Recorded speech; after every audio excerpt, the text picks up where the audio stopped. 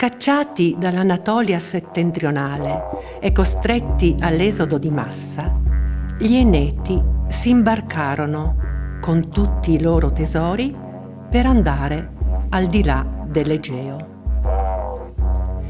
È così che, molti secoli prima di Cristo, questo popolo si insediò nelle terre bagnate dall'Alto Adriatico, introducendovi la coltura della vite.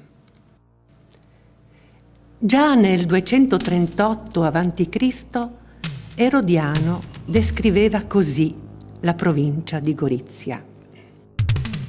Disposti sono gli alberi in uguali distanze ed accoppiate seco loro le viti, e rappresentano in tal modo un giulivo teatro, sicché sembra tutta questa regione adorna di corone frondeggianti.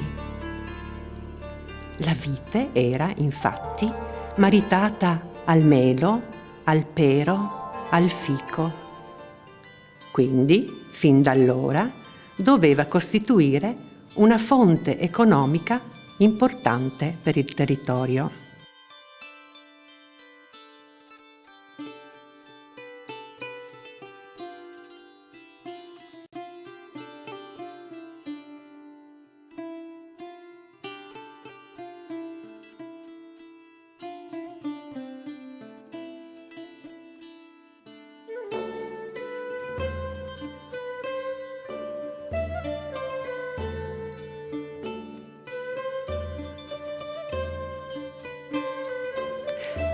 Altre notizie storiche si hanno nell'accenno al vino adriano, fatto da alcuni scrittori, secondo i quali la pre-romana Aquileia avrebbe rifornito i popoli limitrofi. Proprio sotto il dominio di Roma, la vite ebbe notevole espansione. Il Senato romano, come narra Tito Livio, inviò ad Aquileia una colonia allo scopo di diffondere la viticoltura.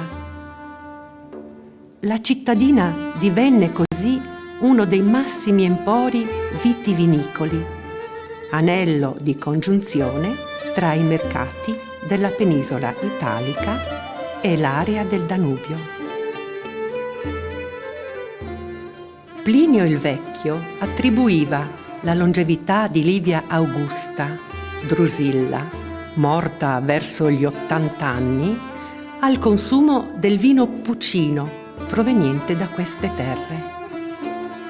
Oltre a queste testimonianze scritte, lo splendore e la rinomanza della viticoltura e dell'enologia della zona sono giunte a noi attraverso reperti archeologici come anfore per il commercio via mare e botti di legno per quello via terra.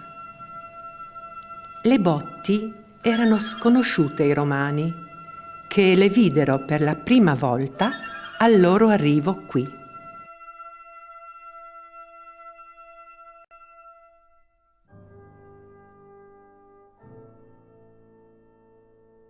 La decadenza dell'impero romano investì notevolmente la regione, via maestra di ogni incursione barbarica, tanto che la coltivazione della vite ebbe un notevole calo, rimanendo confinata negli orti dei conventi o nei monasteri o ancora nelle cortine friulane.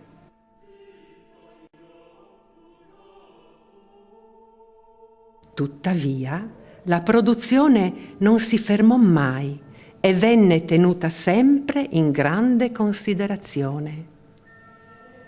Teodato, re dei Goti, in un documento del 534 d.C., cita a proposito Aquileia e Cividale.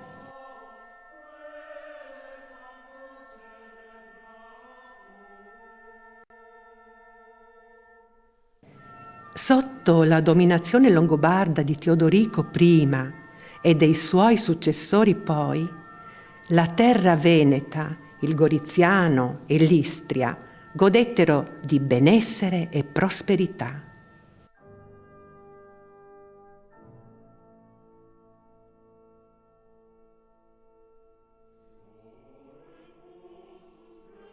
Nel 643 Rotari promulga il famoso editto come prima manifestazione del nuovo potere regio. In esso emerge una rinfrancata sensibilità a tutela dei beni agricoli. L'editto comminava pene severissime per chi avesse rubato più di 3 grappoli d'uva o pali di vite.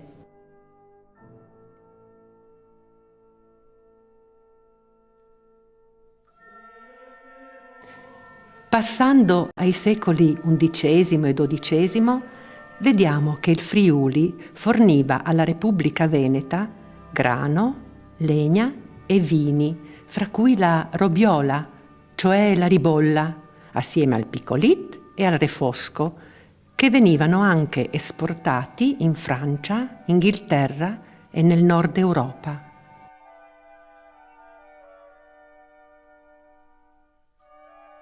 Il vino, quindi, era usato come merce di scambio, ma anche come mezzo di pagamento di tributi o dei debiti, o come dono pregiato da offrire a persone illustri.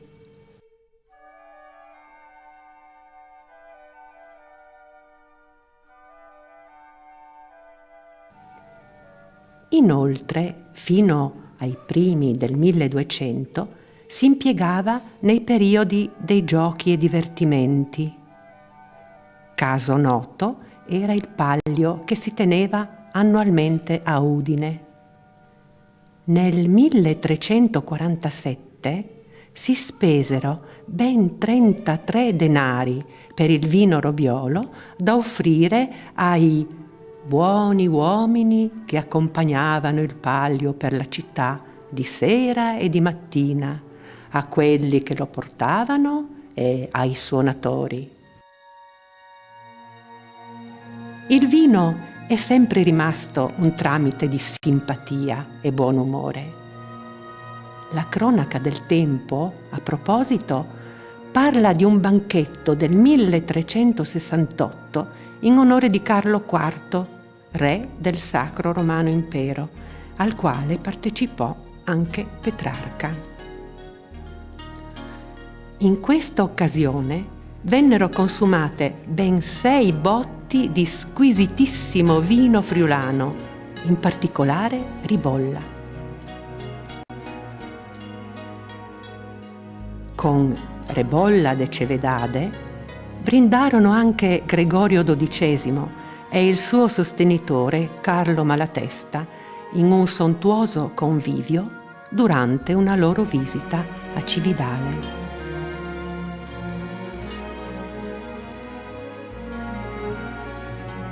Nel XV secolo le colture prevalenti erano la vite e i cereali.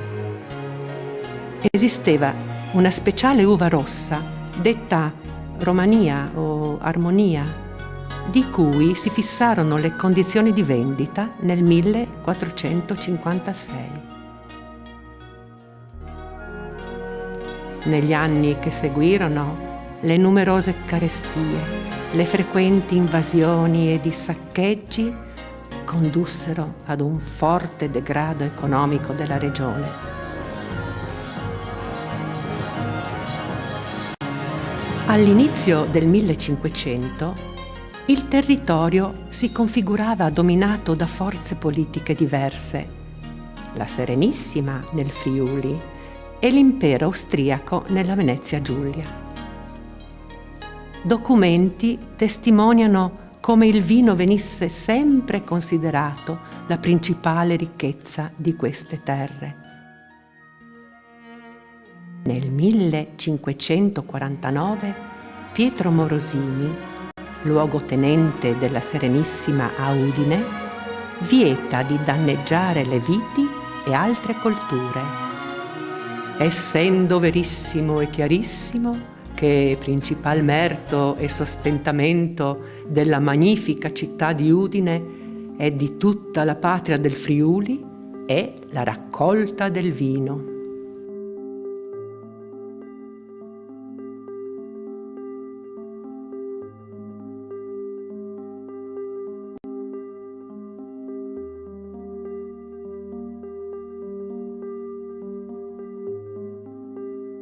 Se da un lato la Serenissima divenne, quindi, tutrice e promulgatrice del commercio dei vini friulani in tutto il territorio e nei paesi stranieri, dall'altro, nel 1552, Ferdinando I vietò l'importazione dei vini esteri nella contea di Gorizia e nei suoi porti.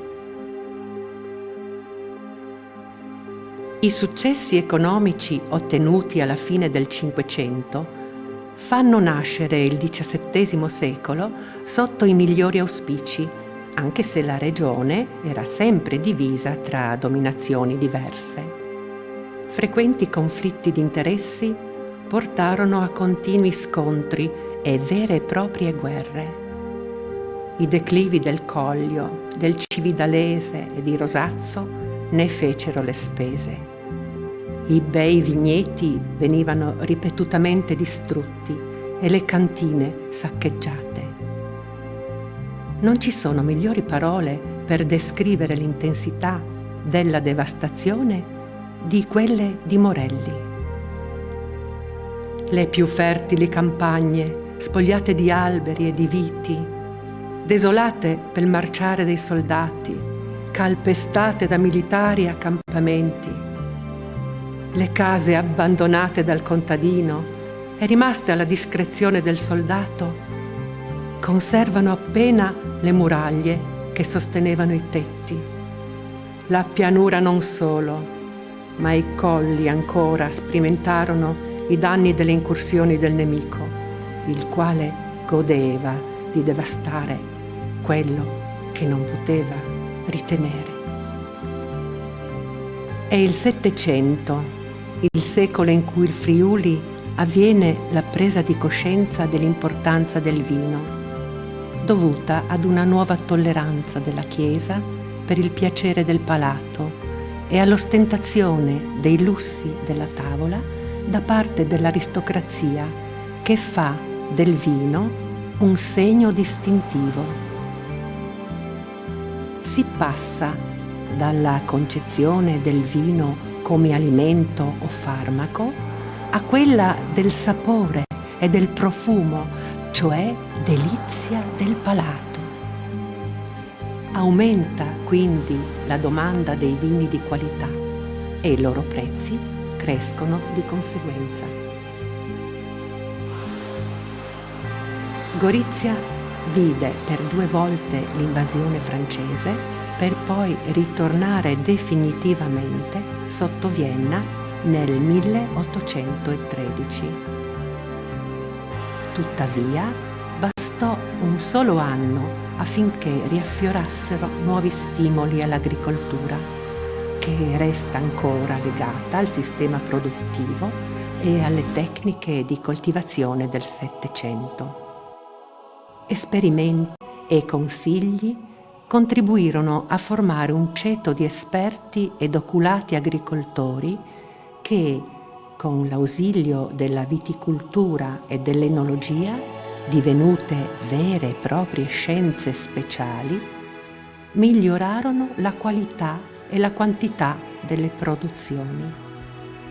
A frustrare questo difficoltoso cammino verso il progresso comparvero però i più grandi flagelli che la vite avesse mai fino allora conosciuto: l'oidio, la peronospera e più tardi la filossera.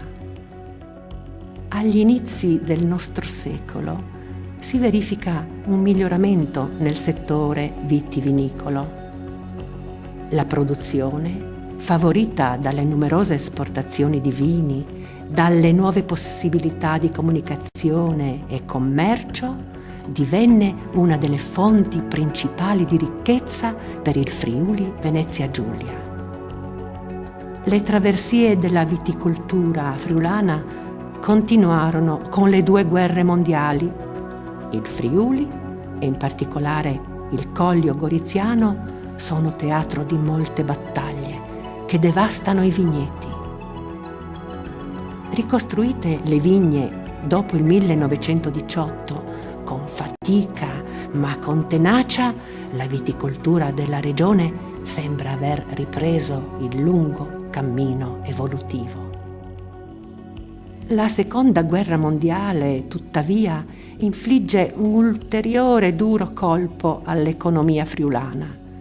Ma anche questa volta i contadini si rimboccano le maniche e ricominciano da capo. La distruzione aveva reso necessaria l'importazione, soprattutto dal meridione, di vini da pasto, vini da taglio e uva da vinificare. Sembra che il termine taiut, cioè il bicchiere di vino bevuto fuori pasto, derivi dal consumo di questi vini da taglio meridionali. Nella metà degli anni 60 si poteva affermare che la regione aveva il più giovane vigneto d'Italia. La vecchia concezione della cantina patronale lascia il posto ad una moderna tecnologia di impianto guidato, seguito da uno specialista, l'enologo, capace di creare vini sani, ben vinificati e di un ottimo gusto. Abbandoniamo ora il nostro grappolo di storia tratto dallo scritto di Claudio Fabbro e gustiamone insieme il sapore in 2 acini di poesia. Sul dipinto Donna con bicchiere di Francine van Hoff afferriamo il calice e baciamo l'elisir eterno per la penna di Rosinella Celeste Lucas. Avrei voluto che il tuo riso spezzasse il vetro del bicchiere. Invece a rompersi fu solo il mio cuore. Ti presi un bacio mordente e trovai una nota citrina e fresca in fin di bocca. Stanotte è un tino spaccato la terra, espande rivoli di sapidi umori. Sotto stelle spumeggianti vendemmi il mio corpo, spremi i miei fianchi e svuoti la mia anima notturna vinificata.